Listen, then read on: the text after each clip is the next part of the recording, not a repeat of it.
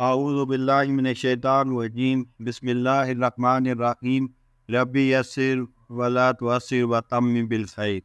سب سے پہلے آپ سے ریکویسٹ ہے کہ اگر آپ نے ابھی تک اس چینل کو سبسکرائب نہیں کیا تو اسے سبسکرائب کریں، لائک کریں، شیئر کریں اور بیل آئیکن لازمی پریس کریں تاکہ آپ کو ہر نئی آنے والی ویڈیو کا نوٹیفیکیشن موصول ہو سکے۔ جزاک اللہ۔ آج میں جس موضوع پر بات کروں گا وہ ہے امام عامر بن شرحیل شعبہ رحمۃ اللہ علیہ کی ذہانت۔ ایک مرتبہ خلیفۃ المسلمین نے حضرت امام شعبہ رحمۃ اللہ علیہ کو ایک خصوصی پیغام دے کر شاہ روم کی طرف بھیجا۔ جب یہ اس کے دربار میں پہنچے، اس سے ملاقات کی تو وہ ان کی ذہانت و فراست، سیاسی سوجھ بوجھ، وسعت مطالعہ اور زور بیانی سے بہت متاثر ہوا۔ شاہ روم نے کئی روز انہیں اپنے پاس مہمان معزز کی حیثیت سے رکھا، حالانکہ زیادہ دیر وہ کسی بھی سفیر کو اپنے پاس نہیں ٹھہرایا کرتا۔ جب آپ نے شاہی روم سے واپس دمشق جانے کی اجازت چاہی تو شاہ روم نے ان سے پوچھا کہ آپ شاہی خاندان میں سے ہیں؟ فرمایا نہیں، میں عام مسلمانوں میں سے ہوں۔ جب شاہ روم نے ان کو اجازت دے دی تو کہا کہ جب آپ اپنے خلیفہ کے پاس جائیں تو جو کچھ آپ نے یہاں محسوس کیا وہ من و آن ان تک پہنچائیں اور ساتھ میرا یہ رکا بھی ان کو پہنچا دیں۔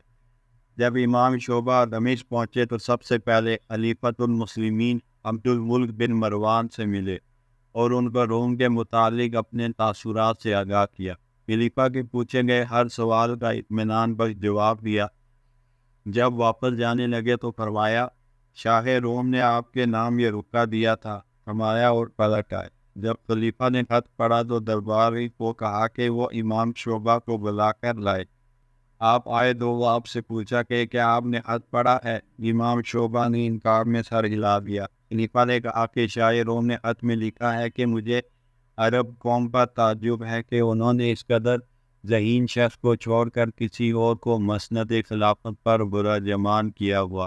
امام شعبہ نے فوراً جواب دیا کہ اگر وہ آپ کو دیکھ لیتے تو کبھی ایسا نہ کہتے۔ خلیفہ نے کہا کہ کیا تم شاہ روم کی یہ تحریر لکھنے کا اصل مقصد جانتے ہو؟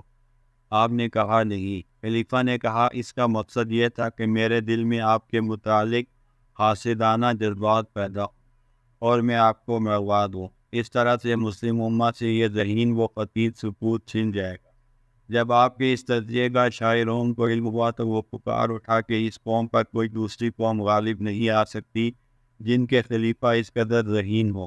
باخدا میرا یہی ارادہ تھا جو خلیفہ کے ذہن میں آیا۔ آپ کا پورا نام عامر بن شرحیل شعبہ رحمۃ اللہ علیہ تھا۔ آپ نہایت ذہین و فطین، فہم و فراست اور علم و دانش والے تھے۔ آپ رحمۃ اللہ علیہ کو تقریباً 500 صحابہ کرام رضوان اللہ علیہ کی مجمعی سے ملنے کا شرف حاصل ہوا۔ آپ رحمۃ اللہ علیہ کا قوت حافظہ اور یادداشت اس قدر تیز تھی کہ آپ رحمۃ اللہ علیہ فرماتے ہیں کہ میں نے کوئی بات آج تک کاغذ پر نہیں لکھی۔